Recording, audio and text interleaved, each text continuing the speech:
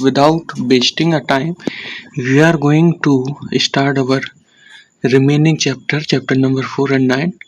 इस वीडियो में जो भी 8 से 10 मिनट की होगी, आपको मोस्ट इम्पॉर्टेंट टॉपिक्स बताए जाएंगे। आप इन टॉपिक्स को एक बार अपनी नोटबुक या बुक से बहुत अच्छे तरीके से पढ़ लेंगे। ये लास्ट टाइम में आपके लिए बूस्टर का काम करेगी और PT1 में 101% आपको यहाँ से क्वेश्चन देखने को मिलेंगे।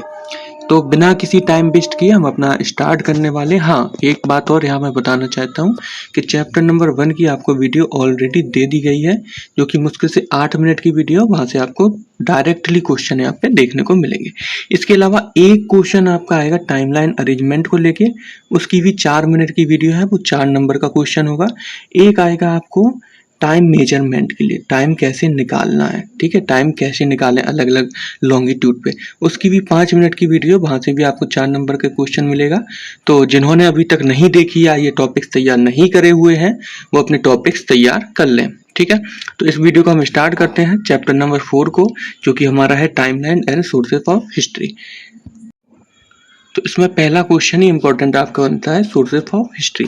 तो 4 टाइप आपको इसमें याद करने हैं। एक तो है आर्कियोलॉजिस्ट। आर्कियोलॉजिस्ट के बारे में याद करना है कि आर्कियोलॉजिस्ट कौन होते हैं। तो जो हमारे रिमेन्स टूल्स बचे हैं, पोइट्री बची है, फोर्ट है, स्टोन्स बचे हुए हैं, कॉइन्स बची हुई हैं, इनसे रिलेटेड स्टडी करता है। जैसे टूल्स पोइट्री है ना, बिल्डिंग्स हो, कोई फोर्ट है, फोर्ट टूट गया है, उसका रिमेनिंग पार्ट बचा है, किसी केव्स का रिमेनिंग पार्ट बचा है, किसी स्टोन्स पे कुछ लिखा हुआ है, तो इन सब की जो करते हैं वो होते हैं आर्कियोलॉजिस्ट। सेकंड होते हैं जियोलॉजिस्ट। जैसा कि नाम ही में दिया गया है, जियो का मतलब ज्योग्राफी और physical feature of the geography. तो ऐसा पर्सन, ऐसा साइंटिस्ट या ऐसा इंसान जो स्टडी करे किससे, अर्थ से रिलेटेड, अर्थ के कौन से, तो फिजिकल फीचर्स लाइक रॉक्स हुआ, मिनरल्स हुए, ओशियंस हुए, है ना, माउंटेन्स हुए, इनसे रिलेटेड जो भी स्टडी करेगा वो कहलाएगा जियोलॉजिस्ट। थर्ड है आपका पैलियोंटोलॉजिस्ट। पैलियोंटोलॉजिस्ट के बारे में याद रखना है, पर्सन हु स्टडीज फॉसिल्स, ये कीवर्ड है इसका, fossils of plant and animals that lived in the past, जो पास्ट में मर गए हैं, जिनकी बोन्स बची हैं, जिन बोन्स से फॉसिल्स जैसे पेट्रोलियम, नेचुरल गैसेस मिलती है ना, वही चीज, उनसे रिलेटेड जो स्टडी करता है पैलियोंटोलॉजिस्ट कहलाता है। नेक्स्ट है एंथ्रोपोलॉजिस्ट, जो कि लास्ट सोर्सेस ऑफ हिस्ट्री का पार्ट है। एंथ्रोपोलॉजिस्ट में याद रखना जो भी ह्यूमन बीइंग है, जैसे हम ह्यूमन्स है, हम ह्यूमन्स कैसा कल्चर था, ठीक है, हम कैसे फेस्टिवल्स मनाते थे, इन सब के बारे में जो स्टडी करता है ना, हम कैसे रहते थे, कैसे खाते थे, कैसे पीते थे, वो कहलाता है एंथ्रोपोलॉजिस्ट। इस चैप्टर का जो नेक्स्ट मोस्ट इम्पॉर्टेंट टॉपिक जो बनता है वो है आपका कैलेंडर।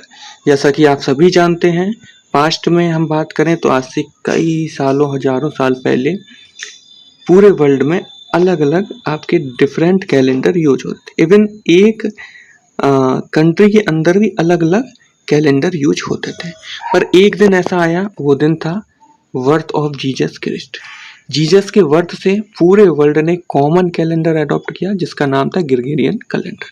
तो ग्रेगोरियन कैलेंडर आपका स्टार्ट होता है बर्थ ऑफ जीसस और पूरे वर्ल्ड में कॉमनली यूज होता है। चूंकि ये कॉमनली यूज होता है, इसलिए यहाँ हम मानते हैं इस दिन इनका बर्थ हुआ, तो इसको 0 मानते हैं। इसके बाद जितने भी ईयर्स आए वो CE आए। CE मतलब कॉमन एरा, और पीछे वालों को क्या बोला, BCE। BCE का मतलब बिफोर कॉमन एरा, ठीक है। 0 इनका बर्थ हुआ, यहाँ CE कॉमन इसलिए बोल रहे हैं क्योंकि पूरा वर्ल्ड अब कॉमनली इसको यूज कर रहा है, और पीछे को BCE। इनमें अरेंज करने को क्वेश्चन आएगा जो आपकी 4 नंबर का होगा। इसको ऑलरेडी आपको एक वीडियो में बता दिया गया है, तो जिन्होंने नहीं देखा वो देख सकते हैं, जिनको आता है अच्छी बात है। यही बात यहाँ पे लिखी हुई है कि ऑलरेडी अरेंजमेंट से रिलेटेड एक क्वेश्चन आएगा जो आपको पीछे ही समझा दिया गया है। तो इतना इस चैप्टर में आप पढ़, देखिए 100% की बात करें तो जो बच्चे लगातार पढ़ाई कर रहे हैं वो 100% पेपर करके आएंगे, क्योंकि मैंने पेपर को ईजी रखा है, ओके। लेकिन जो इस वीडियो को देख रहे हैं और इन टॉपिक्स को तैयार कर रहे हैं, वो 90 से 95% मार्क्स लाएंगे, ये मेरी गारंटी है ना। तो मतलब वो आराम से 40 में से 35 कर लेंगे, अगर वो याद कर रहे हैं, सिर्फ वीडियो नहीं देख रहे हैं। इस पूरे वीडियो को देख के, समझ के, फिर अपने नोटबुक या बुक से वापस उसको रिवाइज कर रहे हैं, तो वो आराम से 35 प्लस बना लेंगे, ठीक है। आपका फर्स्ट एग्जाम है, इसलिए आपको मोस्टली जो एग्जाम पेपर होता है वो कहीं भी हो, आप किसी भी स्कूल में ईजी टू मॉडरेट ही मिलेगा। चलिए तो नेक्स्ट चैप्टर पे चलते हैं अपने। इतना इस चैप्टर से इनफ है। इसके अलावा भी देखो और भी कुछ पूछा जा सकता है MCQ के फॉर्मेट में, किसी और फॉर्मेट में, पर उसके लिए फिर आपको पूरा चैप्टर पढ़ना होगा। अभी सिर्फ हम इतना बात कर रहे हैं जिससे आप 90% ऑफ द एग्जाम का जो पेपर है वो सॉल्व कर सकें। अपने 9 चैप्टर पे चलते हैं, फैमिली एंड कम्युनिटी। सबसे पहले होता है टाइप ऑफ फैमिली, है ना। फैमिली भी याद रखना है कि family is the fundamental and most ancient unit of any society is called family. तो फैमिली की भी आप एक बार डेफिनेशन देख सकते हैं। इसके बाद सेकंड आता है joint family. Type of family में जॉइंट फैमिली, जिसमें सेवरल जनरेशन जो है ना, कुछ जनरेशन जैसे ग्रैंड पेरेंट्स हो सकता है अंकल आंटी हो, ना भी हो, ब्रदर सिस्टर हो, कजिन्स हो, तो ऐसी फैमिली को क्या बोलते हैं? Joint family. ऐसी फैमिली जिसमें सेवरल जनरेशन्स हो, जैसे कि ग्रैंड पेरेंट, अंकल और आंटी और brother sister, cousin, that is called joint family. Next है न्यूक्लियर फैमिली। ऐसी फैमिली जहाँ पे एक कपल हो और उनके बच्चे। कपल मीन्स होता है आपका हस्बैंड एंड वाइफ और उनके बच्चे हो। कई बार सिंगल पेरेंट भी देखा जा सकता है, जैसे फादर है, फादर के चिल्ड्रन हैं, या मदर है, मदर के चिल्ड्रन अकेले हैं। तो ऐसी फैमिली को भी हम न्यूक्लियर फैमिली यहाँ पे बोलते हैं। तो टाइप ऑफ फैमिली आप अच्छे से पढ़ना है। नेक्स्ट इंपॉर्टेंट थिंग है कि एलिमेंट्स ऑफ फैमिली, तो लव हुआ, केयर हुआ, कोऑपरेशन हुआ और interdependence. These all are the key element of the family. Love आप जानते हैं, फैमिली मेंबर्स एक दूसरे से प्यार करते हैं, एक दूसरे की केयर करते हैं। कोऑपरेशन मीन्स वर्किंग टुगेदर, एक साथ काम करना। तो फैमिली के लोग मिलजुल के रहते हैं, मिलजुल के एक साथ काम करते हैं।